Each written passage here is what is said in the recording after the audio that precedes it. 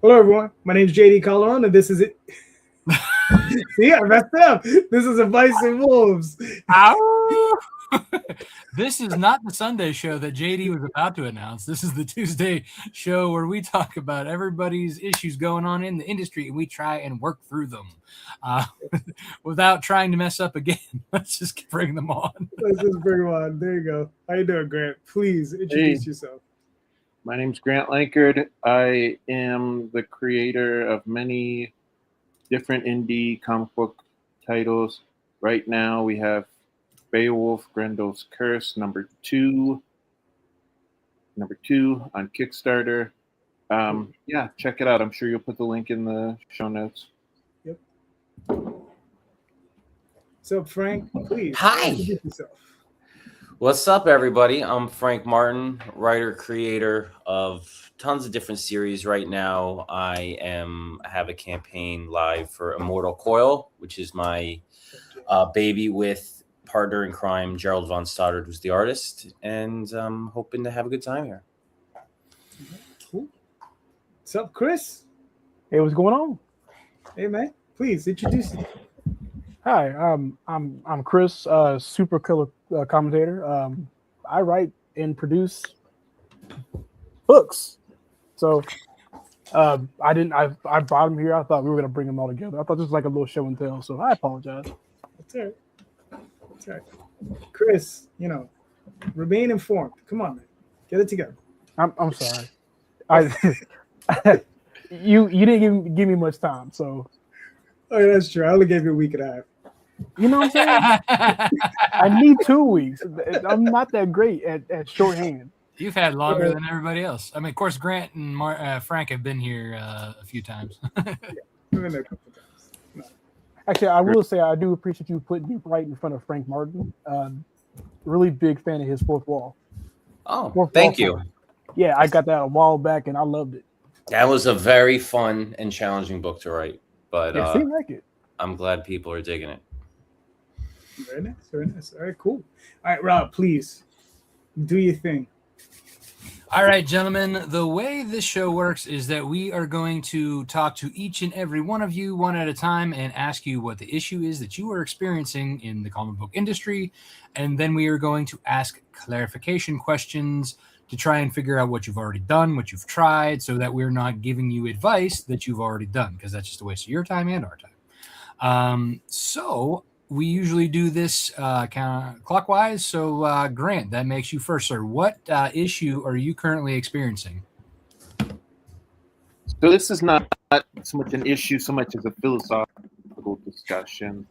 I would like a theory that I have is that if with the rise of AI, if we lean more into physical media for making comic books, in other words, using stuff like colored pencil, marker, ink on paper, is that going forward, is that going to help comic book creators who, I hope everybody here agrees that going the AI route isn't the right way to go. But I guess that's my question. Do we lean into more physical media? Like going back to traditional media, less digital. Right. I think it's a niche thing, right? It has to be kind of an exclusivity thing. If you're going to create something and you're going to cater to more, I would say, traditional means of production, as you were saying, not so much digital stuff, but do get what FedEx and Kinko's style of comic book creating, like getting down to the nitty gritty of putting it all together. I think there's always a market for that. I think people will dig it. I think people will like it. And I think it has, like, as I was saying, an exclusivity factor to it. As long as you keep it limited, people are going to like it. It's tough to scale that stuff, right? The reason people like AI is because you could just pound out a bunch of stuff and you could feed the slop to the masses. So I do think there's a market for it. I think there's always a market for it. I think people like indie comics in general, which is why they like going into those stores and they see creators doing that stuff where they draw it themselves and then they copy it at Kinko's and then they staple it themselves and they like that homemade feel to it. So that there will always be a market for that. I just don't know how much you can do selling that to scale. Well, I think too. I mean, everything, everything. I guess my question is, do we lean into the?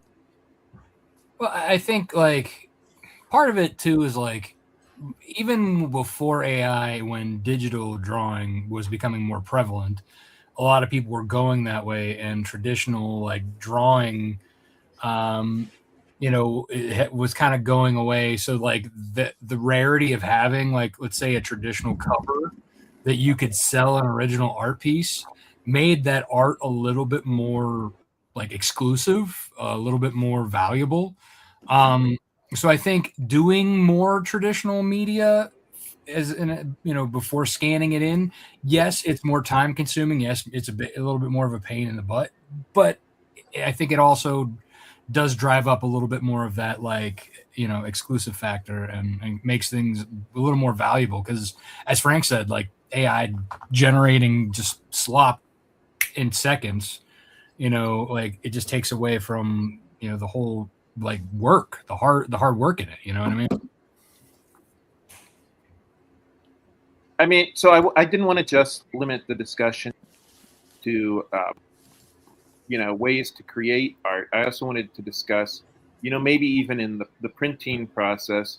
I have some friends who they have a book publishing business, and one of the things that they do is they sit there and like literally that they make. Do you guys think that is something that I don't know how many people care, but do you think that that's something that could make the comic book feel more special, more personable? I mean, I think that's something that would make it more special despite the AI thing. I mean, if you did that in general, right? Like that's something extra, you know what I mean? That people could put into it. So, I mean, there's definitely a lot of different things that could be done, to make things stand out in this digital world that we have created around us. You know what I mean? And I've seen there was a Kickstarter, last year or the year before, that had like this guy had like cut out all these like different like backgrounds and like had like very weird puppetry things going on in his Kickstarter video just to bring attention to the book. I mean, it was relative to the book, but it was like, just something more like mechanical, hands-on, and then at the end he like caught the whole set on fire, which was hilarious. I mean, you were talking about it being worthwhile. I think it's more worthwhile from a passion standpoint. I don't know if it's worthwhile from like a marketing kind of distribution standpoint. It's an uphill battle that we're fighting with AI. I think the general public, the normies of the world, they don't really want to fight this battle. They're just people would put out AI stuff and then they're just going to accept it. But I have this I'm terrible artist. I have this dream of one day buying like a kindergarten learn how to draw book with like farm animals and making a comic with that in cartoons and like crayons. I want to do that because I think it's silly. Do I think I'm going to sell a bazillion copies? No, but I enjoy making comic books. And as a writer, I don't really draw much. So I wanted to do something hands-on. I don't know, construction paper, make a South Park-ish comic book. I want to do that stuff, not because I think there's going to be a huge market for it, but because from the passion side of it, I want to double down and make stuff, as you were saying, with your hands rather than utilizing some sort of digital tool. It will be more fulfilling on a personal level rather than some smash runaway success is how I think of it. All right. Go ahead, JD. Well, I don't know if Chris, did you get a chance to answer the question? No, because you guys kind of nailed it on the head. I think AI is a problem, but how we've been attacking it has been more combative, and it's not been more logical. So I would like to see if we could understand what we want or what we don't want with AI as a whole, because it's people on one side who don't like it because it's taking jobs. You have people on the other side who don't like it because it's making simple things even more simpler. So I don't know. It's still too early to like pinpoint a problem, but we should still be having this kind of conversation though. Yeah, I mean, to go off what Chris is saying, I mean, the conversation is definitely there because there's definitely a portion of the community that wants to use it, right? There's artists who are just going to use it, right? And and they may use it in ways that we don't even suspect, right? Like they might just be doing backgrounds, right? I mean, if you look at I always forget the damn name of the program. Was it a Studio Cut? What's the name of the used to be anime? Which one is it? Clip Studio? Yeah. Is it Clip? No, not Clip Studio. It's similar to Photoshop, but it's the one that was developed by I don't know if it's Japanese, but it's I think it's Clip Studio, where there are a lot of there are a lot of like artifacts in there that you can use as backgrounds, right? And a lot of people use it. Studio. Yeah. So a lot of people use those, those artifacts as backgrounds. Now, is that any different than using AI? Right? Because they're already there, right? People pull speed lines out of it. They do all kinds of stuff in that program, right?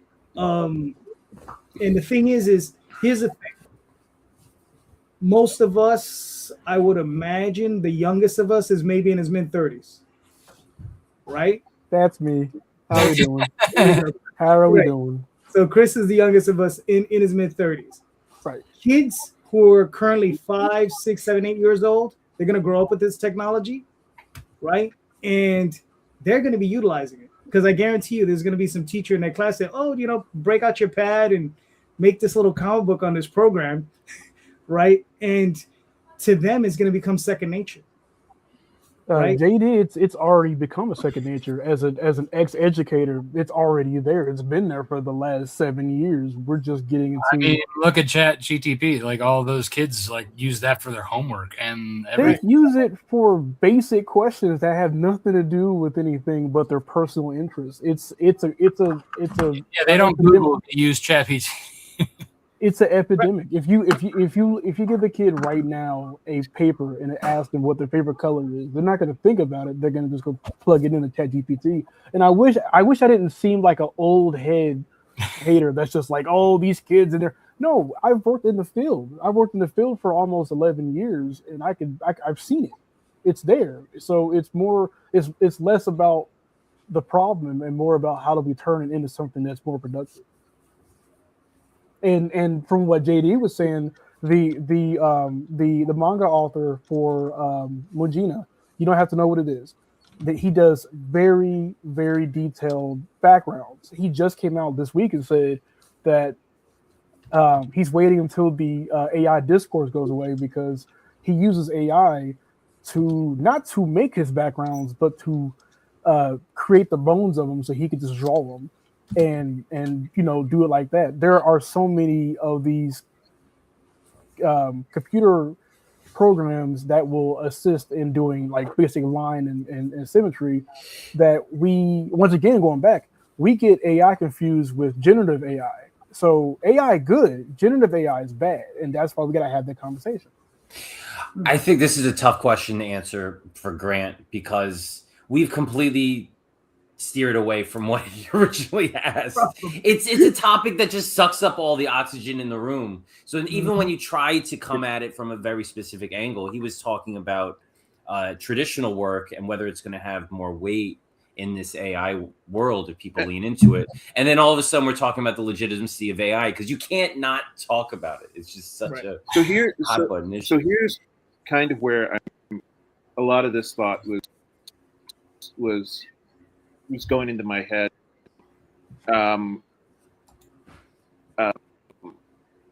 The increase of people buying vinyl is kind of what saved the music industry. And the reason for that is because it's an organic thing. It's not a bunch of zeros and ones. It's literally grooves on a piece of vinyl. And in this world where people, like, so much of what we see is digital, it is nice to see something like kind of physical. And that's why I think vinyl has become, I mean, even the music that's generated, most of the music now is made on a computer as opposed to a guitar and amp or a drum kit. So I think the thing is, and I'm not saying that, you know, the number of people who buy vinyl, it pales in comparison to, you know, 30 years ago.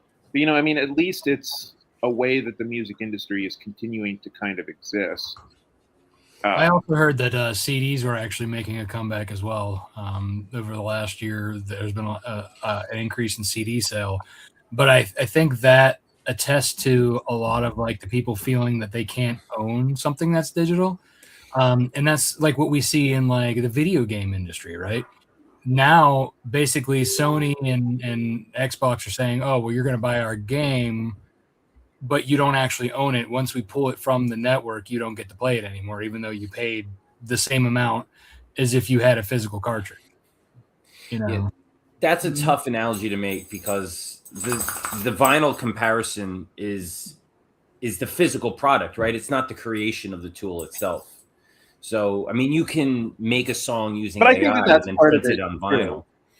I mean, I think the music that sells the best on vinyl is not the music that's being made on in a room with a guitar and an amp and a bass. So, I mean, the two are. Yeah, I think your mic keeps cutting out, Grant.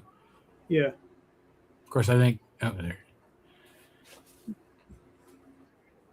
you want me to close out and come back in? You can try that. But yeah, Frank, I agree that one is not mutually exclusive. Like, you can put anything recorded on a vinyl. You know, it's just the process of the production. I had this conversation with Chuck Pino the other day where it just dawned on me. So a lot of my music, the new music I listen to, I'm fed to from Pandora, right? Whatever their algorithm comes up with, the autoplay, they send me music. And I've listened to some artists and I've kind of found some tracks that I'm really into. I have no idea who these people are. I've never seen them anywhere. They just feed me and I see their name and I'm like, oh, let me listen to some music. And if it suddenly came out that this person that I liked for the last 6 months that I've been listening to isn't a real person, that it's completely fake and AI generated music top to bottom, how would I feel about that? It's kind of a real situation we could find ourselves in.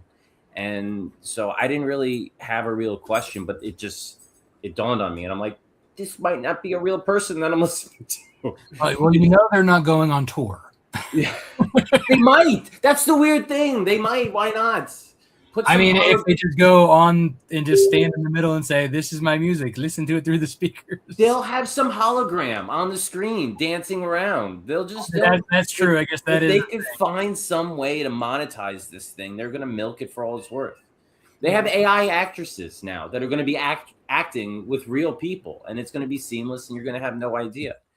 So, I do think that there is a bit of a hunger for the authenticity of the real. It exists. It's out there. I think it's going to be completely drowned out by the masses who just are apathetic to the whole thing. No way AI is competing with Hootie and the Blowfish. Yeah. I mean, I would have used Queen myself, but okay.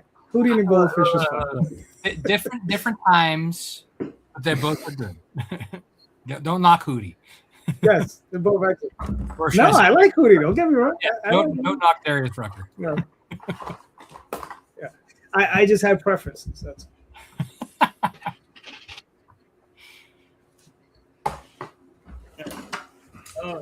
I mean, does anybody have anything else to add to Grant for this, or do we think we kind of continued to beat this AI horse as much as possible? unless you want to dedicate the whole show to it for the next 3 hours. I mean, so because I mean we could just talk about it. But yeah, unfortunately, yeah. But who the hell is this guy? Who's the Lego twins? There you go. That's her shout out. Okay. Uh-huh. All right. Well then, Grant, does that help any in your existential conversation for this? No, I mean, I didn't really go into this thinking that you guys were going to have firm answers. Yeah. I just kind of wanted to kind of ruminate on it a little bit. Wait, roll that back up. I look like a who? What? You just had it highlighted. I look like a young Darius. I don't know. Is it this one? No, it says, lighten up, Chris. You look identical to a young Darius. What? Darius Rucker. You saying you look like Hootie? Oh no, I get it, but what? JD, is that why you invited me out here? No. Listen, here's the one thing you can rest assured on. I don't know. I'm very bad at names and faces. I don't even know who Darius Rucker is. Or Rucker. It's Hootie. Don't let him Is it lie, Hootie? y'all. He knows who that is. I know who Hootie and the Blowfish is. Darius Rucker. I don't know the name. That's not his real name. Hootie is not his name. Pay attention to these things. I read comics I'm trying to pay attention to Alan Moore, Neil Gaiman, and Warren Ellis and people like that. You go outside every night. You were outside. Remember, you were making comics when I was born. Yeah, So you know who that is.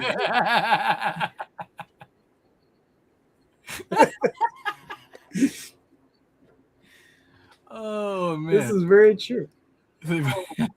All right. So yeah, I think we've been totally derailed. So let's move on to the next question. Frank, please save us, sir. What is your issue? My issue is I originally came to comics from prose writing. I used to write short stories. I used to write traditional prose, and I came into comics from that side of things. And I try to dabble. I try to find ways to merge the two. Like I'll make a comic universe, and then I'll write a short story within that universe. And my question is finding different avenues to utilize these short stories. And I've done them in different ways. Like I've offered them as add-ons on Kickstarter, lead magnets, maybe like an early bird bonus. And thinking about Immortal Coil that's live right now, I haven't even spoken about this with Gerald, so he's probably going to watch this later on. Be like, Frank, how come you're talking about this on the live stream before we talk about it? But yeah, I would love to continue into these universes that we've created. And making a comic book is a lot of work. It's money, it's time. And writing a short story, though, I could do that in an afternoon. So I want to find ways to expand the universe, the characters, backstory, and stuff. And through prose, I want to know other ways to get that out into the world, to get it into backers' hands, readers' hands, fans' hands, other than the really the easiest ones that come to mind that I've been using so far. Okay. Does anybody have any questions for Frank? I guess my go ahead. My first question. So why switch from comic books to prose? It's not necessarily a switch. I mean, you can continue to still make comic books, absolutely. But if you have a character and you wanted to highlight, I don't know, an episode in their past, something a little bit about their backstory. If you want to make a comic book, I mean, that's a lot of time. It's a lot of money. You got to hire an artist, all that stuff. And just, I find a universe becomes more fleshed out when you approach it from different media, right? If you have a song to go with it, if you have a prose story, if you have a comic, if you have a radio play, all this other stuff, it makes it more of an immersive, all-encompassing universe. So that's kind of why I do that. And prose is kind of, that's where I started. That's kind of where I feel very comfortable. So I think it's an easy way to flesh out characters, to flesh out the worlds, and just do it cheaply. So it's not an either or thing. It's just, in this particular instance, a short story written in prose would serve best. Okay. Chris, you have a question? Oh, I was just gonna mirror off of what Caden and Hudson was talking about that fart bomb. I didn't even see the comments. No, Too busy rambling. No, apparently we're all going to be rambling.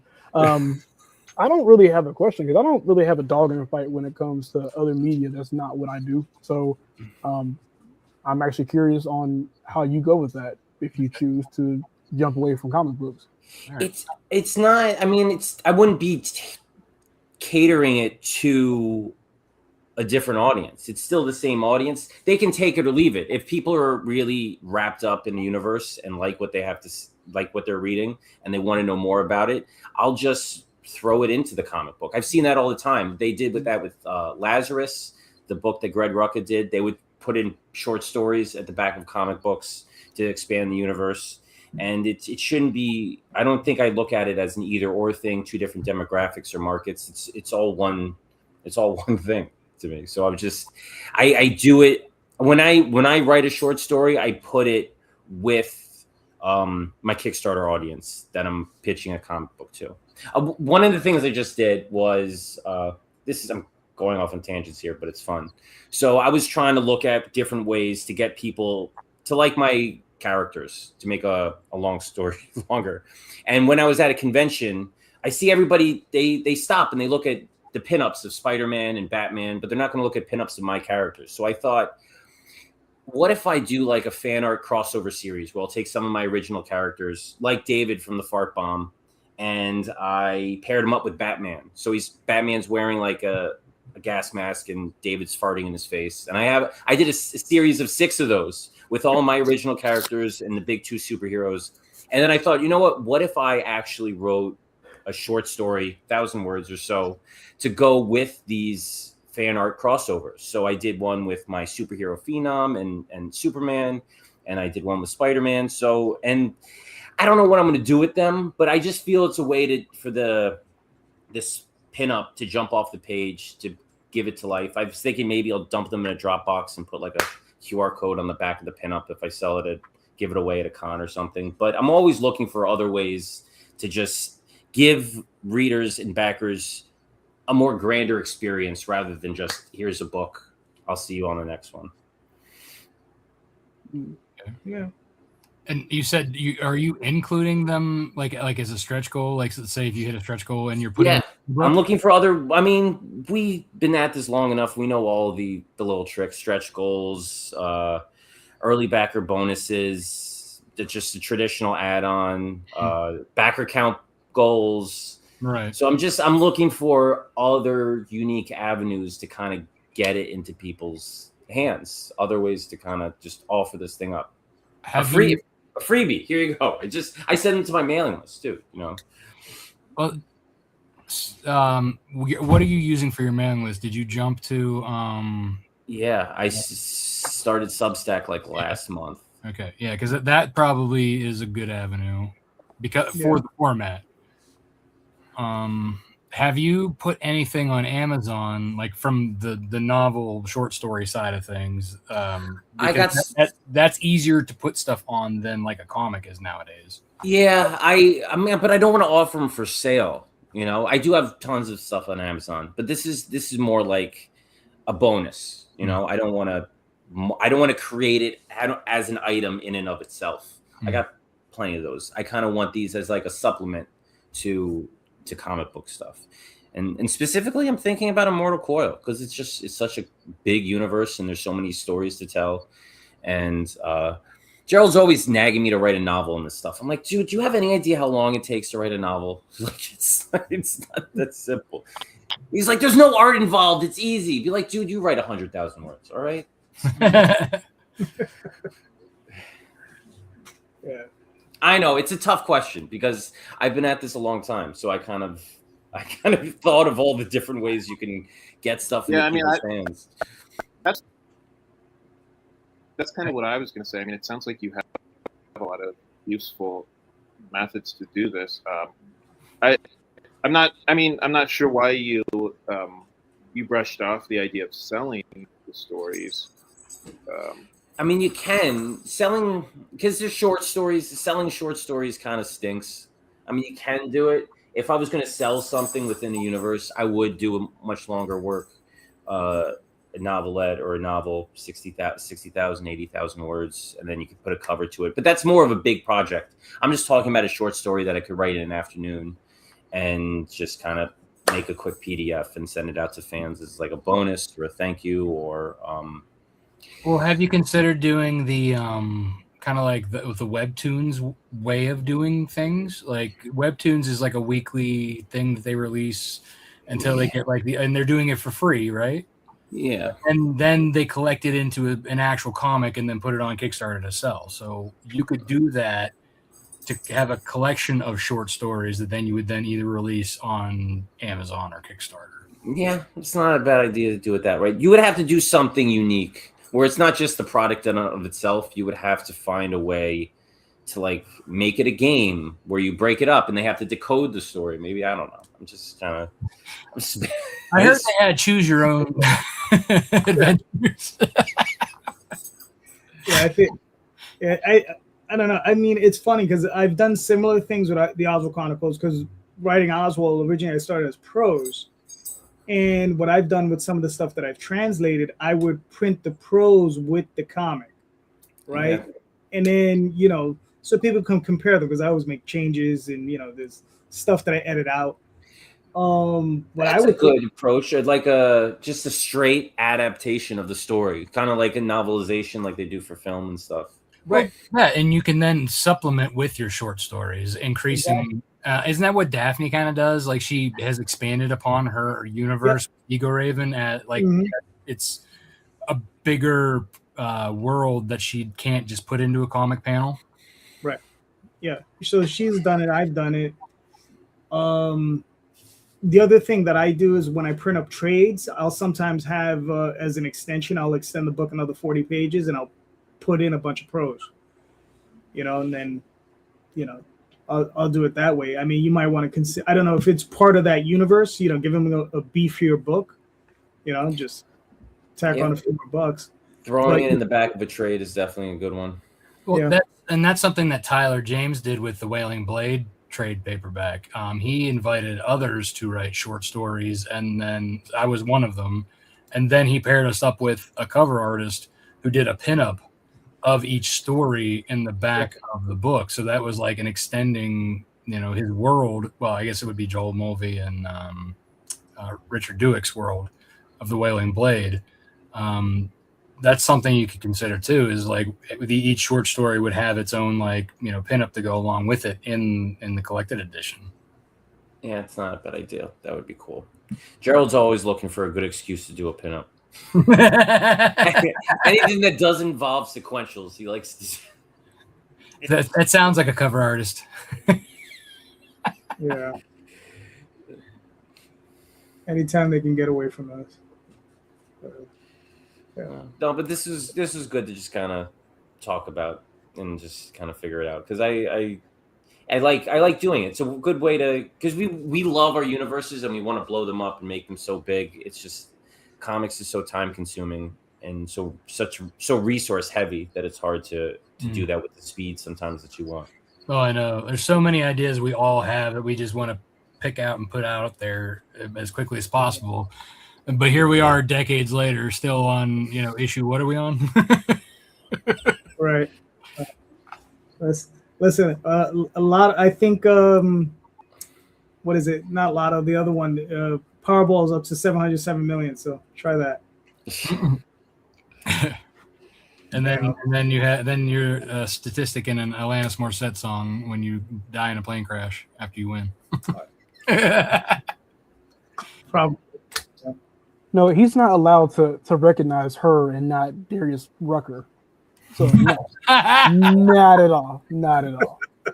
I mean, same time. Exact They time. both were on the radio at the same time. You were outside with your Crystal Pepsi. There you go. Oh, it did not All right. taste like Pepsi. I don't care what anybody says. Garbage. Oh man, Frank, did we answer your question, sir? No. But it did the brain just starts stewing and start thinking of what I wanted to do and stuff. So it's not an easy question. It's one of those things where people are like, where can I promote my Kickstarter? I need some new place. And like, dude, everybody's beat the places. Everybody knows the places. You got to find the place that nobody can think of. That's the whole point of the thing. Yeah. If everybody knew, if somebody else had the answer, they're already doing it. Not everybody could strike gold and then clean that out before everybody else finds out there's gold there. Exactly.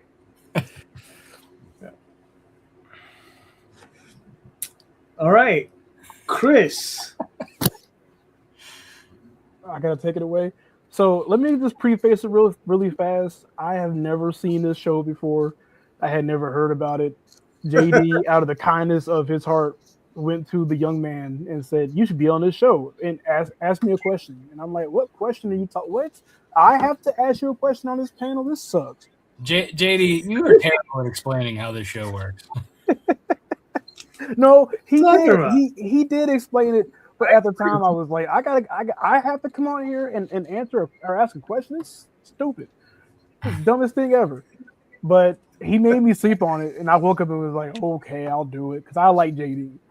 So my question, I had to think long and hard about it, and then I also didn't know if I could have more than one question, so I only have one. So if you can't see these books. That's because of you anymore. Either you see me or you see the books. We come in a pair. So I have a long catalog of comic books, and they've just been doing me a great service, and I love them all. And I want to. I went into the comic book business, comic book making business, comic book self-publishing business, as if you want to say it in the most drunken master type way. I just went here flailing because I had the talent, I had the capital, and I had the people, and we were just making whatever, and things started to kind of stick. So everybody kind of goes, all right, cool. Now that you have this backlog, now it's time to go put it on the shelves. Now it's time to go get it in publishers' hands. And I was like, do I want to? Is there really a real benefit of going from indie to publisher? And not even like DC. Like, I don't have lofty dreams to work for those assholes. But if I were to decide to move to a publisher, is it worth moving? And if so, where do I truly start? Oh, this is a fun question. Yeah, this one should be good. Okay. Grant, do you have any questions for Chris? So, whether or not you want to submit your stories for publishers, or whether, I mean, do you have an offer already, or are you looking for suggestions of what publisher to submit to? I don't know. I've only had one offer from a publisher 2 years ago. Don't even remember who they were because I don't think they were even real. But they looked at our stuff and was like, "Can we make some changes?" And I instantly was like, "No, thank you for your time." So it's more about what exactly are the steps into doing it correctly, so that I'm not just shooting my inquiries into an empty inbox. This is The answer to this question changes every 5 years. Question, Frank. We are asking questions now. Yeah. Well, no, I'm not answering. I'm just it's tricky because if you were to ask this question 5 years ago, the answers would be you would approach it from such a different way. It's just when Diamond was still alive. when there's so many more options to work with, publishing Right. wise. Yep. Do I have a question? No. I was about to answer it, and then we can't help him. He can't ask questions. I mean, a question for trying to go with a publisher. I mean, what do you really want to be with a publisher, or is that what the question is?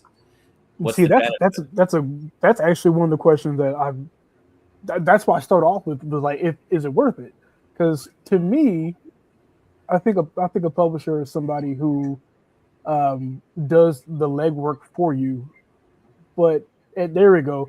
That's why I'm asking the question. Not true, Rob. It depends on what legwork you're talking about. Well, that's very true, Frank. That is very true. It depends on the legwork. Well, it's more okay. So maybe that's like the misterm. Who knows? That's why we're here.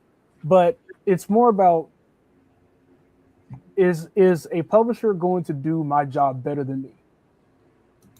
What's your job? Which part of your job? Which publisher you're talking about? The publisher is not going to do the heavy lifting when it comes to promoting, because that's the big thing that I hear from people. I hear that all the time. People say, "Oh, I want to get a publisher so I won't have to promote anymore." No, they're still going to expect you to promote.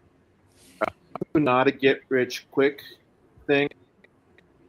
It's not something to do just because you don't want to do a Kickstarter. You're probably still going to have to do a Kickstarter. That's why I'm saying that there's no simple yes or no answer to should I get a publisher. Part of it depends on which publisher you're talking about. Well, I think part of it depends on what you're looking for. Yeah. So I think we could probably, since this is this is all new to him, and so the questions at this point we probably just give him the advice like Grant was. And Frank, as you said, 5 years ago things are different now than they are now, and I'm sure, and I know you and Gerald had approached publishers. JD and I have both approached publishers. I've signed with one for different reasons, and then they all have their kind of different things that they have benefits, but it's not always what you think the benefit is. So, Frank, what is your current experience with publishers, and what do you think the advantages are versus the cons for Chris? It all depends on what your goals are. Like what you really want to accomplish. If you want to get your comic into comic shops, it will be easier with a publisher. If you're trying to do it yourself, it's going to be harder. That doesn't mean it's not possible, but publishers getting into a distributor is harder without. Yes. So being with a publisher is merely a gateway to putting your book on more shelves, but you do lose a lot. In certain instances, you might need to pay out of pocket for certain things. In other instances, you might need to give up a certain amount of rights. In other instances, you might just never see a single cent from accomplishing that. So it's a trade-off. And the key is to whatever deal you go into, whatever arrangement you have with a publisher, you need to do that with eyes open, because a lot of the horror stories you hear about, it's because people thought that they were going to do one thing and it ended up being a completely different thing because for whatever reason, they didn't realize. Publishers are rarely going to try to backdoor you. They're usually very upfront about how much they're going to screw you. It's just kind of how it is. So it's in the contract. You just got to read it. It's in the contract. Yes. Yeah, that they will screw you. So it's just about understanding exactly what you're getting yourself into. So it's more about what's my flavor of getting backstabbed. I mean, all right. That depends on the publisher. Mm. Yeah. So JD and I we both work with a different publisher, and they both have different tactics and how things work. JD, do you want to go first, or would you like me to go with my experience and why I went with mine? However you want to do it. It's up to you. You want to go first? Sure, I'll go first. So I signed with SourcePoint Press for my trade paperbacks of Nightwolf and Snowpaw. The reason being is because I see it as a marketing tool getting into the retail space. Do I see myself making money off this? No, I don't. Do I see myself getting more eyeballs on my books? Yes, I do. When it comes to my Kickstarters, my idea is that the more eyeballs in the world that I can't reach from Kickstarter looking at my stuff will hopefully like return on my investment that way, or give me notoriety to then maybe become a guest at cons, which has already kind of started paying off, even though my first book isn't even in the bookstores yet. It's just that SourcePoint has given me guest spots where they're going to be at. So that's one thing is helping getting into different Comic Cons as a guest spot, a little bit more notoriety. But the trade-off is with SourcePoint, I have to print each unit myself. So I include that in my Kickstarters to help pay for that. Or if it was already launched before, as far as like volume 1 and volume 2 of Nightwolf were already printed. So I'm going back to print to put SourcePoint's logo on it. And I'm shaving out the Kickstarter extras as well, so that keeps my Kickstarter versions different for my backers. But again, that's out of my pocket that I'm probably not going to see. And even if I do, it's not going to be probably the whole investment. Again, for me, it's a marketing tool. It's a write-off. That's how the retail space is. Plus trades, you're actually getting a better profit margin when it comes to, even if you're only getting like, let's say 25% back of that, because look at it this way, when you're going into the retail space, a book, you have to give wholesale to a retailer. So they're taking half the cut there. Then you have your distributor who's taking a cut. Then your split cut with your publisher, like with SourcePoint, the gross is like 50-50. So that means I'm probably only getting like 25% of that back, which is basically just paying for the book. Again, that is what it is. It's all marketing. It's all write-off. But that's, in my mind, like I said, I'm getting out there, and that's, the trade-off. JD, so what, with your experience, again, it's a different publisher, different tactics. Yeah. I wish you would have talked to me before you signed that deal. I mean, because there are ways you could have worked it where maybe it would have been a little bit more profitable for you that the publisher himself would have probably been open to. But that's a whole other conversation. Now, currently the publisher I'm going through is Antarctic Press, where we run Tall Tales through Furlough. Now the thing is this is just us reprinting stuff. So whatever funds we see out of it is just gravy because we've made our money off of it already. Right. And then that's the way I think you have to really think about it. Like, you pay for it through Kickstarter. And then if you put it through a publisher, whatever money you're going to get is going to be gravy. Right. But you do have to try to insulate yourself from some of these issues. Right. You have to definitely fight for your rights. Right. If you feel you need to hire a lawyer to read a contract, do so.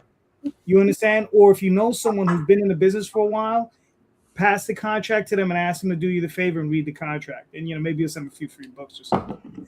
Right? But definitely go through that contract line by line. Don't skip a single word. Right? Because I had written some work like years ago, and these other guys were going to go reprint it. And I never signed a contract with the original publisher, right? So according to U.S. law, I still own that story. So I was like, guys, you need to talk to me. We need to work something out. They sent me a contract that was a DNR, right? So they didn't want me to like talk about it in public after the conversation. And in the DNR, there's a portion where I give up my rights to the work. And I was like, dude, I'm not signing this. It says, one, I'm not signing this. And two, if you move ahead without me, trust me, there are going to be a lot of problems for you. Right? So he was like, all right, we'll go with no DNR. We went ahead, we spoke, and I got a nice little bonus out of it, and so did my artist, right? Because the artist was my friend, we worked together a long time. But you got to read the contract, right? And you have to, and it's like Frank said, what are you willing to give up, right? Because there's some companies, all they want is they're just IP funnels, right? They're just IP farms. They just want as many ideas as they can get in, and then push out. There are other companies that, you're just one more chip in the car. You're just one more chip in the machine, in the pachinko machine, man. You're just like, I can make, all right, let's say they have 20 titles, right? And they're saying to themselves, all right, it's a tough business, but what can we make? I can make $1,000 a month off of your book. And, let's say it's Rob. He says, well, Rob, I'll give you $1,000. I can probably make $1,000 for you, right? Off of doing this one issue per month, whatever. And I'll make $1,000, right? Rob makes $1,000. Rob's like, all right, that's cool. But the publisher is really making $20,000 because he has 20 different titles, right? That's how that works. So you're just one more cog in that machine, right? Are you willing to be that? Because the thing is, they're only going to give you that 120%, that percentage of their time and effort, right? And only if you bring in that money. So you got to consider, is that worth it for you, right? And then, the big thing for me is always rights. Are you willing to give up any rights? Because that's the one thing I'm fiercely competitive over is like, I don't like giving up my rights. And that's the nice thing with my contract with SourcePoint is that I own all the rights, all the media rights, everything. Right. And I can cancel within a 30-day at any time. Right. It just, again, that's something you want to make sure if you're very like protective of your stuff that you make sure that's legit. Yeah. And I mean, like with Ben and AP, I put my stuff out to them. They don't claim anything. If you want to walk away, you can walk away at any time. You make a few bucks, but that's what it is. You're only going to make a few bucks. You're not going to make a lot of money. You're not going to make a killing. Because unfortunately, the market is designed to hold us down. It's designed, for Marvel and DC to make a lot of money, for Image to make a lot of money, right? But it's not really designed for us to make a lot of money. I've been doing this a long time. And I mean, when I started, we had 14 different distributors. You could, as an independent publisher, you could go out there. I mean, we went out there as kids. I was 18 years old and I was selling 6,000 copies out the gate. Nobody knew who we were. Boom. 6,000 copies. Yeah. That's unheard of today, even for today, most bigger names. Right. And people know you're right. I mean, and that's crazy. And if you worked at it, you could probably build up to 20,000 copies. Because I was fortunate enough to be around the time where that sort of thing was possible. But now, good luck. I mean, I'm hearing of indie publishers, they're lucky if they sell 1,500 copies, 1,000 copies, And I mean, and that for me is really sad because I'm like, we got like about 1,800 stores. So I'm like, why can't we sell more? Yeah, even if you did one per store, I mean, that's more than the average. Right. But there's only I would say about 15 to 20% of them picking up independent titles, and they're only picking up 3 to 5 books, whereas when I started, they were at minimum picking up 10, It's also a huge perception issue because when you approach a store and you say, do you carry indie comics? They'll be like, yeah, absolutely. We got Image and IDW and we got Dark Horse, all the great indies. Exactly. Yeah. Right. And they're not talking. And it's sad because, where does, are we ever going to see another Dave Sim, Jeff Smith? You understand? Like guys like that all came in all by themselves. You just don't see independent, publishers anymore. I'm talking about single guys just going out there doing it themselves. You know, it's rough. You know, so yes, to answer your question is, should you do it? If you know, depending on what you want out of it, because Frank was right about it. It's what you want. You know, what are you looking for? Because Rob is right as well, because you can use it as advertising for your stuff, and if you can get a portion of those people to come back to your Kickstarters, you might be able to make some money. Okay, I got that was answered. You know, Understood. Because 1 out of 3 ain't bad. There you go. sorry, man, sorry. You know, but listen, I want to get in the market myself as well, so it's rough. You know, so shall we start showing some of the campaigns? Nah. No? I'm not doing a campaign today. No, I'm only joking. Okay, well, you know, it was great seeing y'all. Okay. All right. You know what? Just for that, who's going first? I don't even know who's this is. All right, we'll do Immortal Coils first. But Grant, I didn't see one for you though. I didn't send it. No. Daddy, if I wake up early enough, I don't see it in. Oh wait, yeah, it's in there. Great. His is in the private chat. Oh, okay. Frank, do me a favor. Start. What are we looking at? What are we looking at? We're looking at the campaign page for Immortal Coil, issue number 4 of 5, the penultimate issue before our big climax, which we hope to launch, I think, at the end of the year. I think is when we're going to finish it all up. But now we're on issue 4. Immortal Coil is a series that started with Gerald von Stoddard. He kickstarted the first and second issues without me, and he was the writer and artist. And then halfway through issue 2, he realized he was stuck and he needed some help. And we had worked on a bunch of stuff together in the past, so he asked me to come on board. And I gladly said yes, because it's a lot of fun. It's a mashup of eldritch horror, Lovecraftian monsters and stuff, and a twist on classic Norse mythology. So it's a little bit of a combination of the two. And it's an extremely cool story about Loki taking revenge on Odin and his grandkids for kind of screwing him over thousands of years ago. And he decides to trigger a Lovecraftian apocalypse to make them pay for what they did.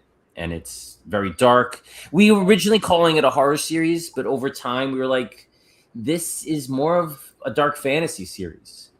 But it's a little bit of everything. You know, that's what I love about creating comics is I try to blend genres a lot, and you just kind of do it subconsciously. You're not even trying. So it has elements of so much stuff. It's got kind of superhero action scenes in it. It's got crazy horror with tentacle monsters coming out of people's mouths. And it's got classic Norse mythology stuff, like the World Tree and seeing Odin in action with his ravens. So it's been a lot of fun. And I kind of describe it as a roller coaster of just mayhem and carnage all the way around. Very nice. Very nice. So this is issue 4. Is there an issue 5 and that's the end of the series, or is it continuing? I think we're calling it the end of an arc. We want to keep it going, but like I was saying before, it's tough to make all of the comics. You know, Gerald and I have so many ideas. We want to explore other issues, other series, but this is such a huge universe that he created. Originally, he didn't have anything kind of outlined or plotted out. So when I first came on board, he was like, the first arc is going to be 12 issues long. And I said, you're going to be doing this for a long time. I don't think that's going to happen. So I can attest to that. Yeah. So I kind of condensed it a lot. I tossed out a lot of stuff because we didn't have time to fit it in. So there's so many ideas. I would love to keep this going forever. And maybe at some point we'll be able to have an ongoing Immortal Coil issue and reach issue number 50, because there's just so much backstory and so much to do that it's a shame that we're not going to get it all. But I'm really cramming as much story as I can into these 5 issues, and and it's pretty wild. I can't wait for people to see it. All right, very nice. So you got 14 days to go. You blew by your goal. 114 backers. You're well on your way, man. It's a great looking book. I mean, you guys are doing good work. Campaign, huh? Thank you. I appreciate it. They just launched yesterday, right? So it's a 15-day campaign, short run. Oh, Yeah, something like that. Trim out the fat of the dead zone. A 2-day campaign, start and end. You don't need more than that. People have done it. I mean, people have argued it. Yeah. This looks incredible, man. Good job. Thanks. All right, cool. All right, let's get Mr. Lankard up there. Beowulf. Yeah, Beowulf, Grendel's Curse, #2. This is issue 2 of a 3-part story. And yeah, we've got some great covers. This one in particular, I really like. Well, yeah, this one I really like. But in this issue, Beowulf goes up against his biggest villain, or is he a villain? You'll find that out in the comic book.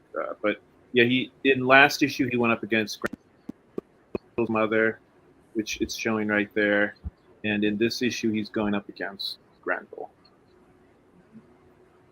It cuts between Middle Ages and current day. What you see right there, a new villain is he has kind of nefarious plans, maybe to resurrect Beowulf's villain Grendel. Is that a dog making that noise? Yeah, shaking her collar. I was worried you guys were like playing Jingle Bells or something while I was. No. Christmas in July. There you go. So, Grant, this is issue 2 of how many issues in the arc? 3 issues. 3 issues. Oh, okay, cool. Very nice.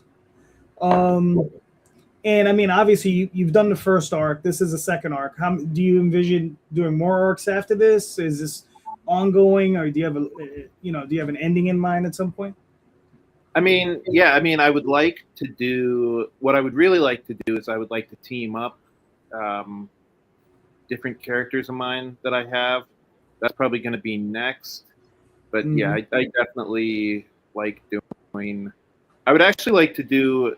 I mean, because the story involves reincarnation, I'd like to do stories, throughout time. Mm-hmm. Gotcha. Now I know you're the artist on the book as well, right? I do the inks and some of the. Okay. So all right. So you're not penciling. Right. I'm not. I do everything but penciling, basically. Gotcha. Now, because of that, like, you have somebody penciling, you're inking, you're coloring, or doing partial colors. How much time does that take you to do a single issue? Because I'm like curious. About 3 months. About 3 months. Okay. That's not bad, actually. Yeah, it's not bad, but because I imagine you work a full-time job, so. Yeah. Mm-hmm. All right, cool. So I mean, but I don't have too many hobbies. Well, this is it. Yeah. You got this, your wife or your cat, man. That's it. It's enough hobbies. All right, cool, man. I mean, and beyond this, you said you're looking to do some crossovers with your other characters? Yeah. I'd like Beowulf to meet up with Sasquatch or maybe some of the other cryptids that, I do a cryptid comic book. I have some ideas for that. I haven't sat down and written the script yet, but I definitely have ideas for that. Some ideas. All right, cool. Well, yeah. I mean, you're about 75% there. You got another 22 days to go. You're well on your way. I mean, it's a good looking book. A lot of fun. You have, you're gonna keep doing it. It's awesome. All right, cool. So everybody, go buy a book. By Beowulf. Yeah, thanks, guys. And then There is this guy. There you go. This guy. Uh, Chris. This guy. Yeah. Listen, man. Talk to me. What are we looking at? We're looking at Kill the Idol, Save the Girl, which is our first ever superhero comic, superhero Western comic, about a young lady who 10 years prior witnessed the death of her parents at the hands of a mysterious event. 10 years later, this mysterious event has came and went, and society has now turned their focus to a new superhero. So somebody who is jaded on the mysterious now has to live in a world where the mysterious is being heralded as a hero. So without saying too much of the story, somebody has already read it prior to me and told me that it has a The Boys feel, which I've never finished The Boys, so I don't know what that means. I hope that's good. Don't know. But if you like, what's the Omni-Man story right now? Invincible. See, that's how out of the way I really am. I don't remember any of this stuff. But if you, from what this is what I've been told from early readers, if you like Invincible and you like the Watchmen type stories, you will like this book. This book puts heroes in a light of how much of a savior can they really be in the eyes of somebody who doesn't believe in them. So it's a very short series. This is book one. So far, the campaign's been actually really well perceived. I thought I would make less money because my backers normally go for my more black and white manga stuff, and so or anything that's like Eastern, adjacent. So to see this kind of turnout has been really good. All right, cool. Now, in this particular arc, how many issues are you looking to do? For this one, we're looking at 4 issues. Okay, cool. And out of curiosity, like, what type of schedule are you looking to keep? Are you like 2 books a year, 3 books a year, that sort of thing? What are you looking at? For this exact series? Yes. Ask me at the end of the campaign. There's a magic number I'm looking to hit, and we're getting close to it. Realistically, because I have so many, as you're scrolling over them, I have so many other stories that I need to crack out. One of them is Good Blood Money, which is right there. 2's coming out soon, but I want to say at least a book a year. If the turnout is what I'm looking for, I might do 2 a year. But for right now, this one's just going to be 1 a year. Okay. All right. That's fair. Now, total, because you do have a lot of other titles. You have these other 2 books, 3 books. Are you producing like 4 books a year, just on separate books? Yeah. So people really like to get all these different narratives all at once. I will say that a lot of our books are in the same universe. Except for this one. This one's by itself. But all of our other books are part of the same universe. So you don't need to read all of them. But if you would like to stay in universe, then there you go. It's just one of those neat little connecting bonuses. And a lot of our backers do appreciate that kind of like energy. I kind of wrote myself into a hole with that because I didn't really realize like if I don't like the idea at some point, I can't back out of it. But people tend to go, hey, now I see where so-and-so is from. Now I get what's going to happen over here because what happened over here. And you don't try to make it heavy-handed to where they have to read. Like, for instance, you can read Jazz 1, 2, and 3. You don't have to read Good Blood Money, but it would help you if you like some of the background characters and what they're doing. But, yeah, and it's been fun so far. All right, cool. Very nice. And you are, let's see, what do you got left here? You got 58 hours. Okay. 58, okay. Well, yeah, awesome. It's a couple of days. All right, very nice. So you've already made your funding, and it's doing well. So you got 83 backers. Good job, man. It's good I appreciate it. If we don't get to 100, I'll cry. That's the actual number I'm hitting at, just to be like, all right, cool, I'll do another one sooner. Gotcha. Okay, that's cool. That's fair. So everybody, please, we don't want to see grown people cry. So go back to book. Go back to book. It looks awesome. Thank you. And Chris is a good dude. There you go. Yeah. See, somebody says it in here. Yeah. Even though you called him old. Look, I call him old every time I'm in here, and I do it by accident every time. Every time. I don't think about saying things like, you started doing this. I wasn't born yet. I was about a few months old. Yeah. When he mentioned he was born in '82, I was like, yeah. No, 90. He's 92. I'm 82. I really don't like you anymore. See? It's like, that cool thing just went out the window. See, that's Rob's fault. Rob brought it up. I wasn't gonna say it. Yeah, I know. This time, yeah. This time. But Rob is working with some people, some cool people. So Rob, this is your campaign, right? Well, I mean, running it for them anyway.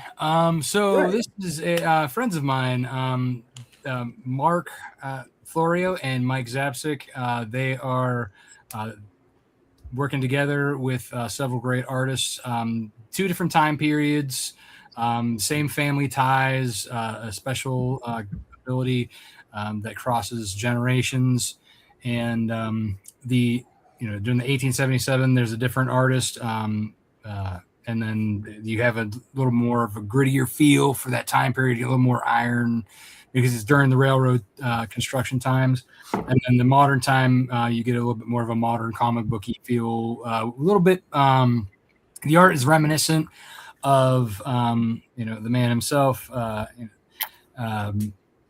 The early Marvel days, but of course everybody loves a good story. Like I said, it's about family ties, revenge, and great stuff.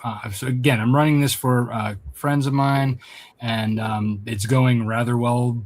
And they've hit the ground hard running with it, and I'm very proud of the work they've done, and the work that we're doing for this book. It's a great story, great book, great looking book, and a lot of great rewards to jump in on. All right, cool.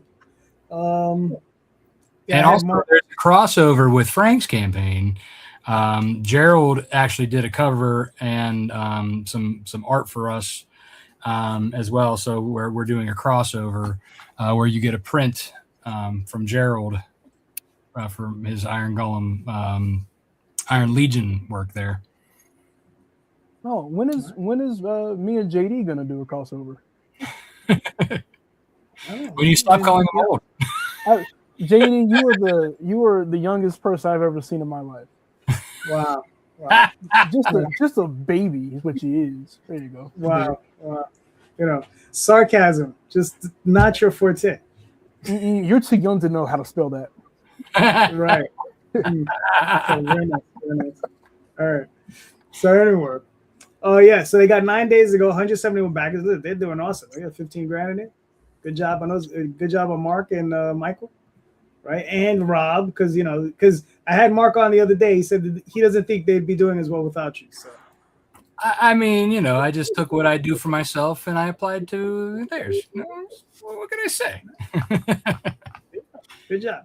It's that accumulated knowledge of how many years I've been doing this. Right. So real quick, I'll pull this up. This is Dreamweavers. This is issue number 3, and I have issues 1 through 3 up. This is a project that I started way back in the day, before Chris was born. Actually the same year Chris was born, this book was born. So hey, look, see how I didn't do it? Yeah, I know. I did it to myself. Now it's just a running gag, and I'm having fun with it. Exactly. But it's been fully remastered, relettered the entire book, had the entire thing colored because it was originally in black and white. And there's a story of 4 kids. Whenever they go to sleep at night, they wake up as their role-playing game characters. And they're role-playing, as their role-playing game characters, they find out that the world's being invaded by a bunch of demons. So they're going out there and they're trying to defend the earth. So there you go. I think I have another 4 days left. So go check it out. Thank you. Cool. So Rob, did anyone go see the Odyssey? Why'd you ask me specifically if they went to go see the Odyssey? Are you guys still there? Am I still here? Yeah, we're still here. I haven't seen it yet, but I plan on seeing it at some point. Yeah, I know. I think my internet's starting to go out. I mean, we heard you. Are you able to hear us? Are you back on? No. Frank, are you going to see the Odyssey? At some point, when I can find time to get away for 5.5 hours, or right? however long it is. I watched the new Avatar on Disney Plus the other day, and I watched it in 2 sittings because I can't. We need 90-minute movies again. That's what we need. It doesn't help too that when having kids and family, everybody wants to watch something different. You can't watch what you want because No. And that was a good thing about going to the movies. It's like the time is dedicated. You can't do anything else. But when you're at home, there's food and animals and bathrooms and bathrooms. There's a million things to do. So it's like, listen, the last time I went to the movies, there were bathrooms and food too. but you gotta leave. You Did can't things pause change? it. Frank, I don't know about you, but I bring food in there. But that's the problem with if you have to use the bathroom. If you drink that entire large refill, You drink the large thing and then you go pee in the cup. Why are we? Are we like overthinking this? Are we not all doing this? Are you one of those? Are you one of those people that pee in the cup and then drink it again afterwards? Oh God! That's all that extra potassium right there. Is that what these young? Is that what the young kids are doing these days? That's how they rehydrate the electrolytes. Sir, I am 34. I don't know what the young kids are doing. Chris, are you going to see the Odyssey? I had no plans. I just didn't. I didn't even know it was even out, honestly, until Twitter blew up about it for like 2 whole days about it. So I had no idea. I'm gonna go see Street Fighter. That's gonna be fun to go see. There's a new Street Fighter coming out. Yeah. Are you gonna go see Spider-Man? How's that? I didn't go see the last one, so I don't know. And that's one that I can get my kids to agree on. Well, at least the 2 boys, anyway. Oh no, I would like to get back to being excited for superhero movies. I think I'm just one of those. I'm not mad about them. I'm just tired. Well, see, I'm with you. Spider-Man's probably the only one that I'm gonna go into the theater to see. Doomsday, I am definitely not going to the theater. Yeah. Well, you know what? Maybe I might go if I take my nephew. Then I can say I'm taking my nephew, but it's just for me. So yeah, I'll do that. I feel like nowadays you have to go just to not have the movie spoiled for you. Oh, I don't care anymore. The Fantastic Four movie got spoiled for me, and I just sat there and was like, "Oh darn shucks." the trailer already did it enough for me, I guess. I don't watch trailers. I don't watch any of them. It's when you follow key people, and I'm not going to say their names, but when you follow key people, the trailers come right to you. So I just was like, whatever. That's the way of the world. If you don't go out the opening night, then it's your ass. So I don't know. No one can spoil Street Fighter for me, so I'm okay with that. Cool. All right, gentlemen. I mean, we'll cut a little short, but it's it was good having all you guys on. It was, I don't know if we helped anybody, but we tried. You helped me. I'm helping. Yeah, see, we had one. We got one. Yeah, I was 1 out of 3. There you go. There you go. All right, very nice. So, gentlemen, let's wrap it up like this. Frank, where can we find you and your work? I am my website, franktherwriter.com. This has a whole bunch of stuff. You can sign up for my mailing list there. At Frank the Writer is where I am across social media, so it's kind of easy to find me. All right, cool. Chris, where can we find you and your work, sir? Everything is everything. My name is always going to be Cristyle _Inc. or Cristyle Inc. It's that shared S in the middle, so don't get that mixed up because people have told me I couldn't find you, and they spelled my name with a K. So I'm like, that was never in the instructions, but hey, whatever. So I'm on Twitter, Instagram, Threads, subreddit, and occasionally your mom's contact information. So, Wow, look at you. you invited me. You knew the game plan. This is my last time on here. I will not be invited no more. Okay, I'm sorry. Chris, no. You will invite you back to the. So you were definitely coming back. Grant, please tell me. And we will invite you back to the Sunday show because revenge must be had. Oh shit, revenge! What I do? Well, return fire is crazy. Return fire. Fine. Yeah, so you can find me on Facebook, Instagram, Blue. What is it? Blue Lagoon. I can't remember. Blue Sky. Blue Sky. That's it. Blue Sky. Threads. I'm Grant Lankard. I have a very distinct name. If you can remember my name. Yeah. The most important thing is comicsburg.com. If you go there, you can sign up for my newsletter. Rob, where can we find you and your work, sir? You can find me at Lone Wolf Comics on Facebook, X, Instagram, Blue Sky, but I'm only really active on Facebook, X, and Instagram. Same with at Rob Multari.